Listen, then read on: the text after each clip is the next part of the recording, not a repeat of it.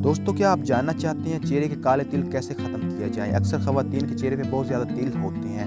वो अपनी खूबसूरती को बरकरार करने के लिए कि बहुत ज़्यादा मेडिसिन इस्तेमाल करते हैं, लेकिन कोई फ़र्क नहीं पड़ता। जो आज मैं आपको नुस्ख़ा बताने जा रहा हूँ, मेरा आज़मूदा नुस्ख़ा है। आप उसे घर पे करेंगे तो इंशाल्लाह बहुत ज़्यादा फ़ायदा होगा और ये नुस्ख़ा बिल्कुल छोटा नुस्ख़ा, चंद दिन आपने इस्तेमाल करना और आपको फ़ायदा हो जाएगा। नुस्ख़ा आपको घर में बनाना होगा और ये चीज़ें आपको आसानी से मिल जाएँगी।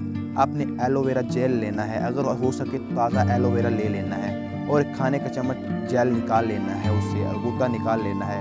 नारियल का तेल 1 खाने का चम्मच, इसको अच्छी तरह मिक्स कर लेना और पेस्ट बना लेना। जब पेस्ट अच्छी तरह मिक्स हो जाए तो इसको वहाँ लगाना है जहाँ पर तिल हो। आधा घंटा लगा रहने के बाद पानी से धो लें। 1 हफ्ता इसको दुहराएँ। आपके चेहरे से या जिस्म पर जहाँ भी तिल होंगे ख़त्म हो जाएंगे।